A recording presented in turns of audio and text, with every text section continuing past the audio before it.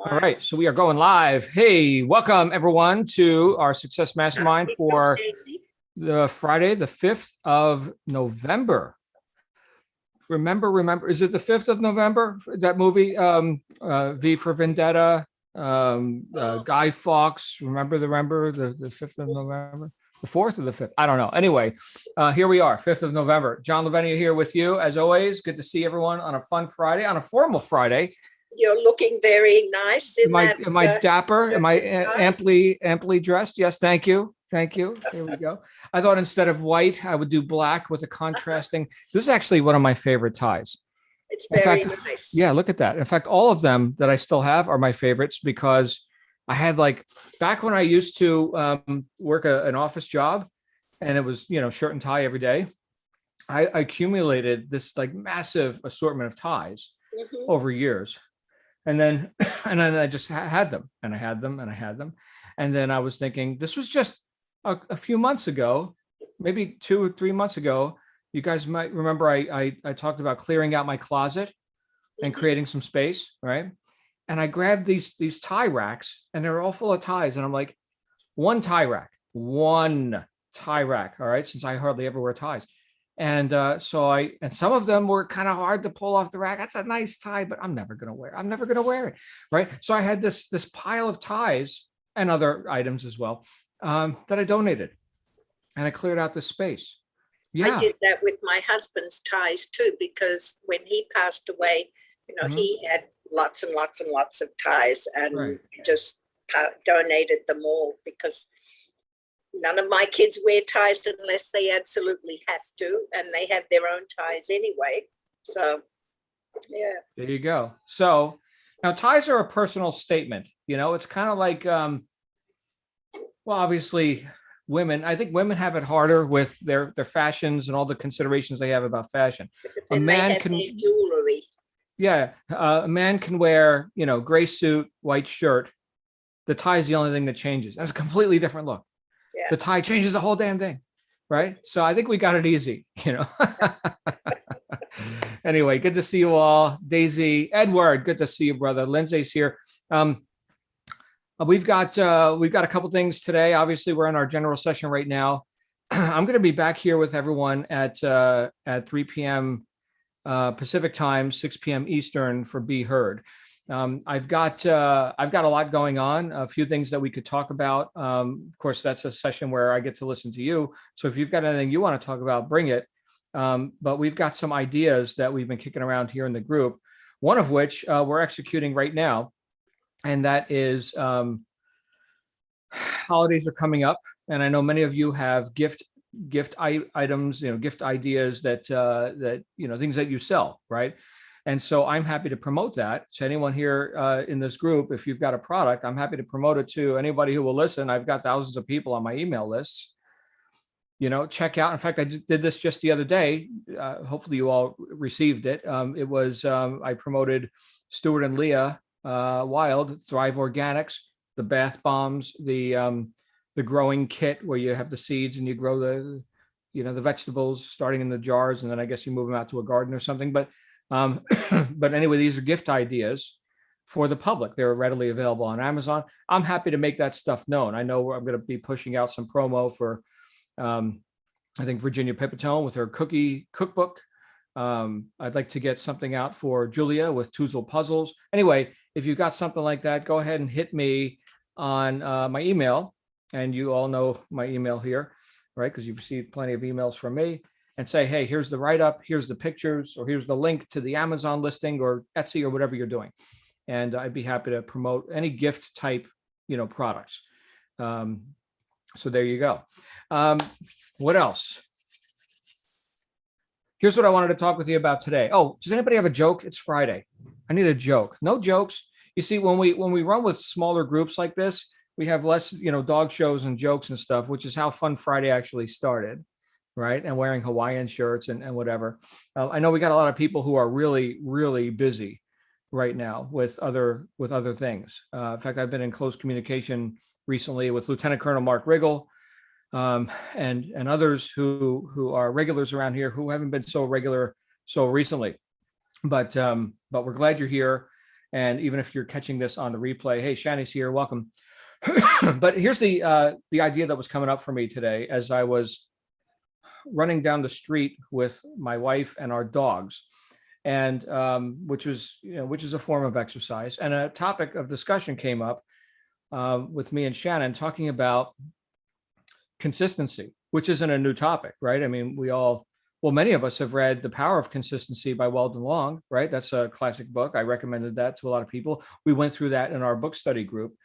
And just the conversation that Shannon and I had as we were walking reminded me of some of the things that we have and haven't been consistent with. Now, it's easy to fool ourselves. I think I'll speak for myself. Okay. It's easy for me to fool myself because I've got the intention of doing this right action, this, income producing activity, this exercise, this eating right, this whatever it happens to be, because I have the intellectual understanding that, yes, that would be good and right for me to do. And because I did it yesterday, or maybe last week, or once or twice, right? I could easily get into rationalization, right? Oh, I did that. I know I can do that. And it's okay if I, take a day off and then the day leads to two, and next thing you know, it's a week. So the whole idea of habits came up for me again. And of course, the book that we're studying now in our book study group is Atomic Habits by James Clear. And he gets down into the atomic level, right? So atomic can mean two things, like, major, atomic power, right? And also micro, like here's the actual core of it, right? Here's what it's actually made of. And so that's really where the book goes is, what makes these habits? What are the component parts? What are the sub decisions and the minutia, right, of these habits that we say that are going to serve us? We say, yes, it would be good and right. Intellectually, I know this. It would be good and right if I ate my vegetables and, did my exercise and whatever. But what causes us to actually develop that habit or not? Now, in my just assessing my own first 50 something years of my life up to this point, I can see where habits have served me and where they haven't. And I also can see where the big heroic effort, like here, I'm going to make this huge thrust and wear my cape and mask and leap tall buildings in a single bound, where that has served me at times. So here's the question. If I'm gonna go in one direction or the other, which one serves me more? And again, this takes a little bit of introspection and honesty, right? And I will have to tell you that again and again and again, I find that habits beat heroics. We've talked about this before. Habits beat heroics. No need for the cape and mask. There's a time for that, certainly. High necessity level, emergency conditions, back against the wall, burning building, right? So, okay, yeah, get heroic. Do it. All right. But in that state of necessity, we tend to not rationalize.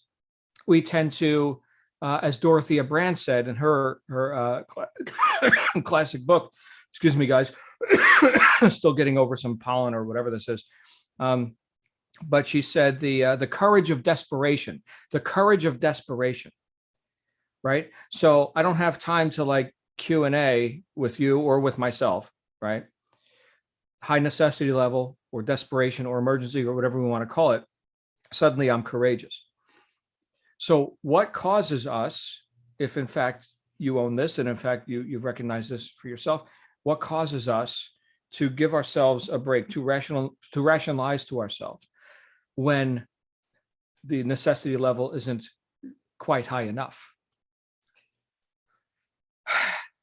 In my first book, Integrity is Everything, where, I mean, the whole purpose of me writing that book was people asking me for my secrets incessantly, because I had produced a lot of income and results and become a top producer in this organization that I was working with. And people thought, perhaps they assumed I was withholding some truth, some data. And I was like, no, look, hold on. We all got the same data, right? We were all told to read these books, or, I did.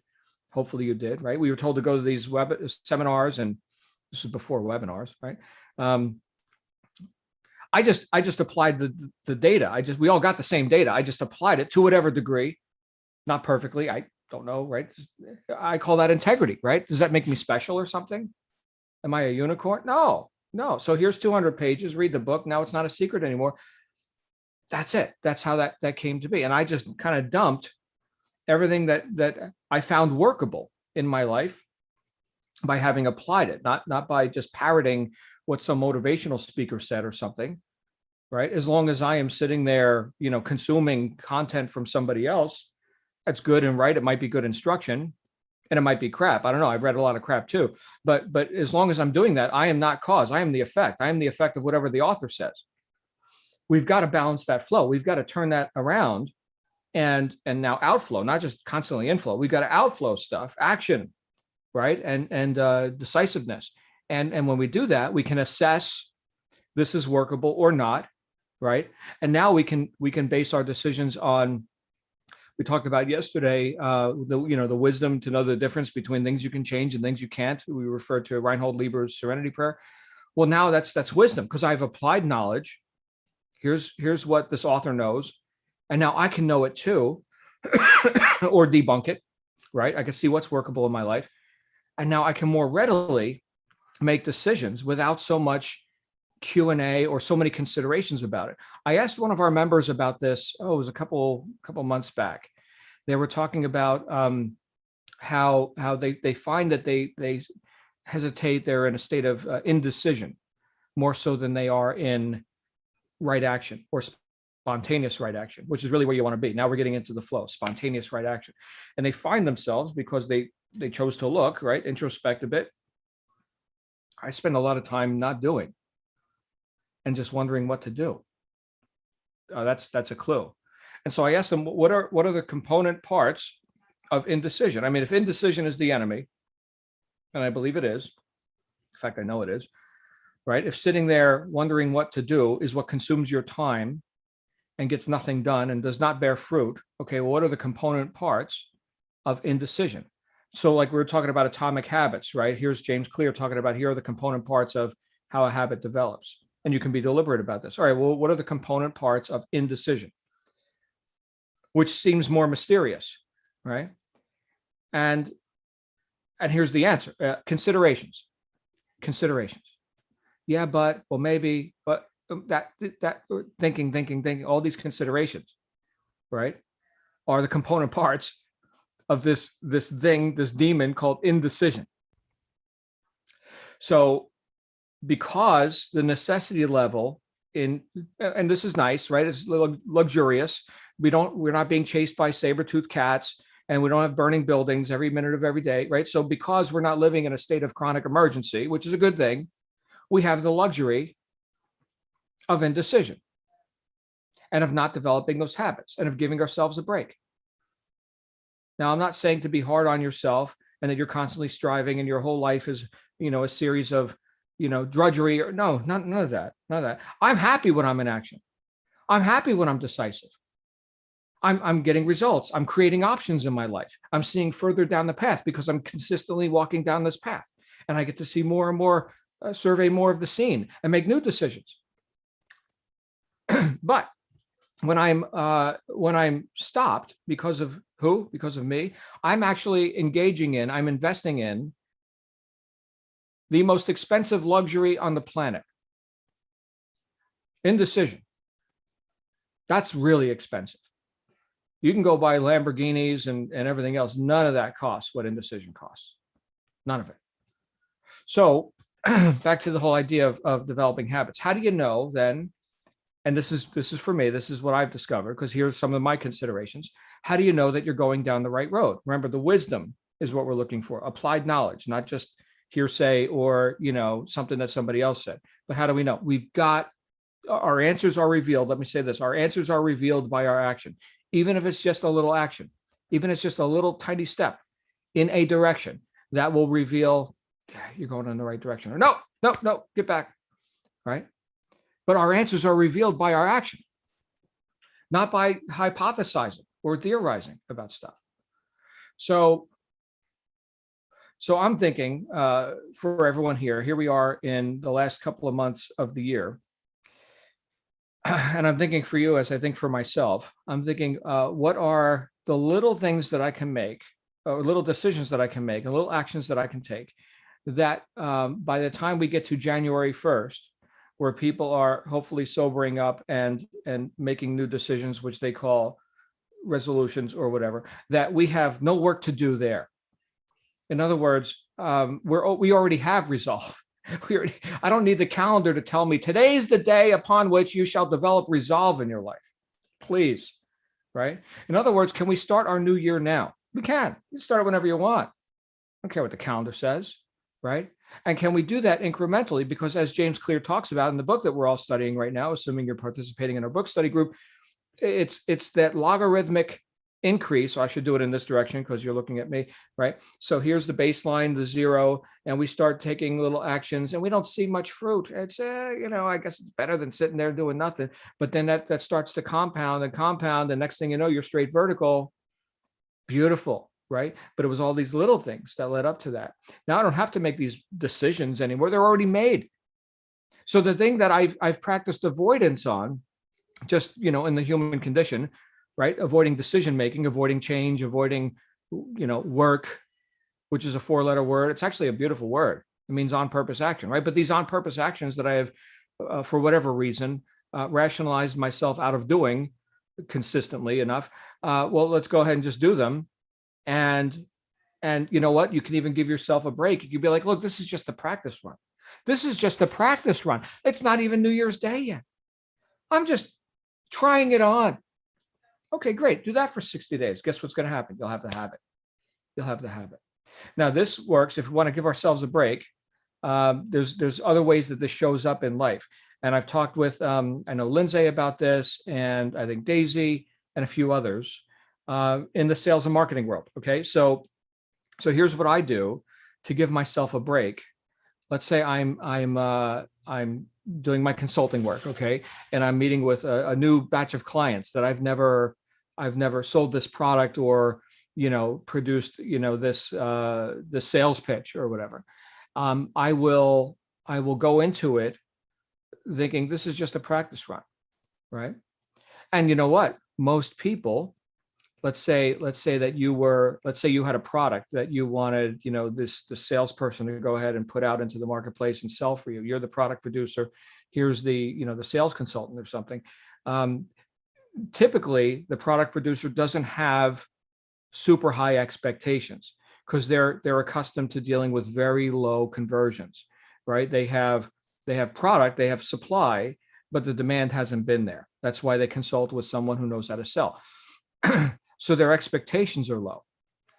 So I know that their expectations are low. And these people, they have no idea what this is. I'm just going to go ahead and practice. Sale. And now they're like, holy crap, look at those stats. Man, I'm glad I hired that guy. Okay, why? Because there was no attachment to the outcome on the part of the person actually doing the communication. It's just a practice one. Actually, it wasn't practice. Okay. Now I can do the same thing to give you another example. The same thing with like recording a video. Okay. So here's a video, not unlike what we're doing right here. I'm just having a conversation with you, right? Granted, it's being broadcast all over the interwebs and it's going to be there for as long as YouTube allows it to be there, unless they cancel me or something. But right there, right? Let's say I just turn on a camera, we're recording, no audience, right? And this is just a practice run. And wouldn't you know it? One take, done. Because it didn't matter anyway. It was just practice, right? So I took the load off, right? Oh, this has to be right. Oh my goodness, what if I make a mistake? Oh, it's so serious. It's so serious. No, it's not. There's no evidence that's ever been produced to prove that life is to be taken seriously. So here we are with these tiny little actions. So damn serious. No, practice run. So happy New Year, everybody. Practice, right? You don't have to get it right. It doesn't have to be spectacular. Not attachment. Who cares? Just do something and watch what happens, right? So I think that's the way to counter the lack of saber-toothed tigers. I don't have an emergency. nor do I have, because it's not serious right now, nor do I have to be serious about whatever action that I would like to develop into a habit. Now, I know intellectually it would be good and right. It would help me. It would be, exponentially better a year down the road if I just develop that habit of, getting off my ass and exercising, doing the income producing activities, making the sales calls, doing whatever it is. But it doesn't have to work. It's just relax, just a practice run. Does this serve you? Guys, does this make sense? Okay. Non-attachment. Yes. And if I can, Lindsay, you got some thoughts about this? Come on out, my friend. No, actually, yes, this makes sense. Mhm. I was thinking I dare to make an ass of myself, like you said. Because, and my Where's the dog? Where's the dog? he is in there barking at the house next to me is for sale. Okay. So I'll find him. Your camera's off. I'd love to see the I dog. know, but I'd been working out, so I was not Okay. home. So I will turn it on. Here, Rocco. Hey, No, look right there. there you go. Hey, I'm gonna act Rocco. all nice now. That's a beautiful brindle right there. How you doing, buddy? Good to see He's a you. good dog. Yeah, for anyone who's new here, our policy is if a dog barks while your microphone is unmuted, you must present the dog so that we can all enjoy the dog. Very good. Back to you, Lindsay. Yes, but I say if you just dare to make an ass of yourself, have non-attachment, Mhm. it does work. That was eye-opening to me. Right. First time I did that. So I was like, because I did. I went in with no expectation, not even. I went in to be a smart. I was not really a smart aleck, but somebody had like spammed, pitched me something, and I said, I don't know. If you really want to know, you can check out what we're doing. That's the real, the road. And enrollment that night. And she said, well, I never closed myself off to receiving. I was like, okay, good deal. So you switched somebody from their pitch to yours. Yep, and she's been with us for over a year now. Awesome. Right. So what was the potential outcome of you not taking that action? Well, nothing. And it's just no, nobody wins on that. Right. But with a very little bit of effort, right, you engaged and you sold. Wow. Yeah. I love a good sales pitch. Yes. What are you guys selling? Come on, show me what you're selling. Get me on the phone. I friggin' dare you to get me on the phone. Yeah, Right? there you go. You're being really close. Sure. I'm working on that. There you go. Lindsay, well done. All right, guys. Thank you. Who else? Who else has some thoughts on this? Come on down. The whole idea of developing a habit, because it doesn't really matter. It's just practice, right? You don't need an emergency. Any other thoughts? Feel free to jump on out. I know it's an intimate group here today. All right. While you're gathering your thoughts, I will remind you that we're going to get together at 6 p.m. Anyone who's interested in letting me know about gift type products that you are putting out for the holiday season or just throughout the year, I'm happy to do some promo. I sent out a promo for Thrive bath bombs a day or two ago, and hopefully Stuart's getting some traffic from that. So anyway, any other thoughts on this concept? Come on out. All right. Well, then I guess we're going to go ahead and wrap up with that. I'll see you guys here back in a few hours. Please, go be awesome, because you deserve to be awesome, and you already are. So just remember